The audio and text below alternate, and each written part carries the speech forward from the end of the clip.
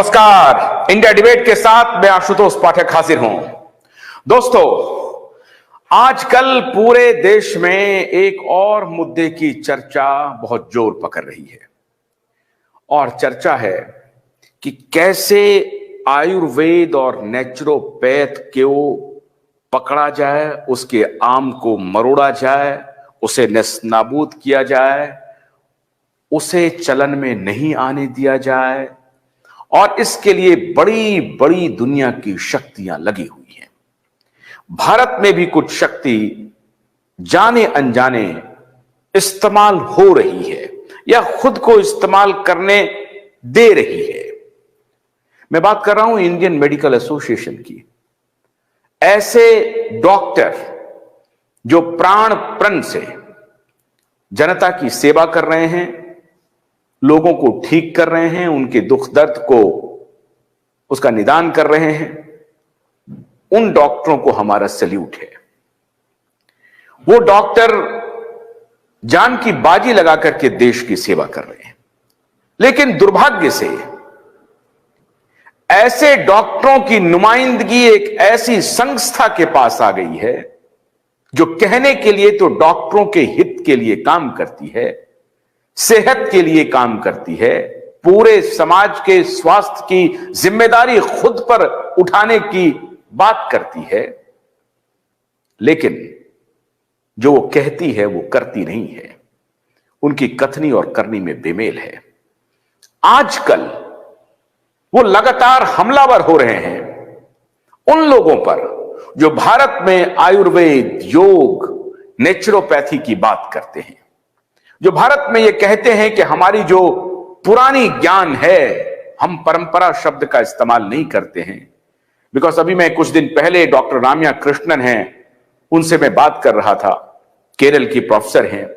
वो कह रही थी कि हमारे विज्ञान को, जो हम संपूर्ण वैज्ञानिक बात करते हैं, उनको परंपरागत बात कही जाती है।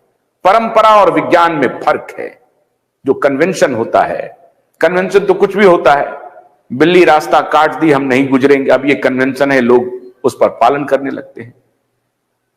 इसको हम विज्ञान नहीं कह सकते।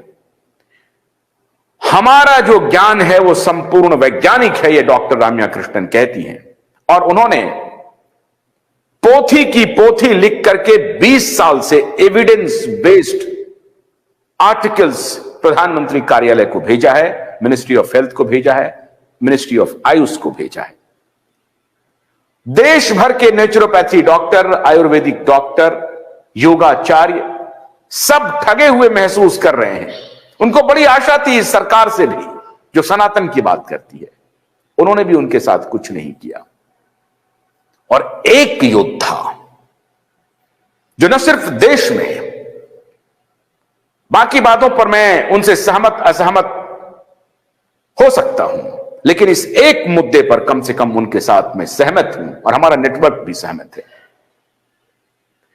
योग और आयुर्वेद को जिस प्रकार से उन्होंने पूरी दुनिया में प्रचारित प्रसारित किया है, इसके लिए उन्हें जरूर साधुवाद देना चाहिए। बाकी मुद्दे पर उनसे जो कुछ भी भिन्नता रही, उनके व्यापारिक मुद्दों पर हम कोई टिप्पणी नहीं करना चाहेंगे। लेकिन योग पे, आयुर्वेद पे, नेचुरोपैथ पे जिस प्रकार से उन्होंने काम किया है, इसके लिए उनकी तारीफ होनी चाहिए, उनकी सराहना होनी चाहिए। मैं बात कर रहा हूं योग गुरु स्वामी रामदेव की।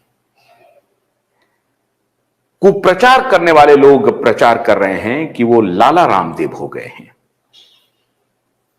साहब, व्यापार करना, व्यवसाय करना कोई अपराध है क्या? दूसरी कंपनियां करे तो अच्छी बात है, रामदेव करे तो बुरी बात है। लेकिन मैं आज इस मुद्दे पर बात नहीं कर रहा हूं। आज मैं अपने कानूनी योद्धा और एसएमपीएल के चेयरमैन, देशोन्नति के एडिटर इन चीफ, जो हाल ही में बाबा रामदेव से मिलकर के आए हैं और बहुत सारे सवालों का उनको जवाब भी मिला है, आदरणीय नीलेश ओझा जी का स्वागत करता हूं और प्रकाश पोहरे जी का स्वागत करता हूं। बहुत बहुत स्वागत है आप दोनों का। आज चर्चा सुप्रीम कोर्ट के हवाले से होगी। सुप्रीम कोर्ट ने एक फाइंडिंग्स दिया है कहा है कि बाबा रामदेव जो कुछ भी दावा कर रहे हैं, अगर ये गलत साबित हुआ तो हम जुर्माना ठोक देंगे, उनके सभी प्रोडक्ट पर ठोक देंगे। और ये 2 जजों की बेंच ने ये ऑब्जर्वेशन दिया है। मैं नाम लेना नहीं चाहता, आप सबको नाम मालूम है। किनके रिट पिटीशन पे? तो इंडियन मेडिकल एसोसिएशन के रिट पिटीशन पे। अब आज मैं नीलेश ओझा जी से यह जानने की कोशिश कर रहा हूं कि क्या नीलेश जी ये ऑब्जर्वेशन देने का अधिकार आदरणीय अदालत को है? पहला सवाल तो यही है। आशुतोष जी, पहले मैंने अभी जो आपको भेजा है वर्डिक्टम करके एक वेब पोर्टल है, उस पे एक न्यूज पब्लिश हुआ है कि एग्जैक्ट जजेस ने क्या बोला, जरा आप उसको दिखाइए। मैंने तो हालांकि पढ़ लिया है इस पूरे रिपोर्ट को, लेकिन दर्शकों को दिखाना बहुत जरूरी है जो आप कह रहे हैं। बहुत इंपॉर्टेंट है इसका, बहुत इंपॉर्टेंट है। और चूंकि हमारा शो बिल्कुल लाइव होता है, जो कुछ भी हम बात करते हैं आमने सामने बात करते हैं, अनएडिटेड जाता है, तो ये मैं अपने दर्शकों को दिखाना चाहता हूं।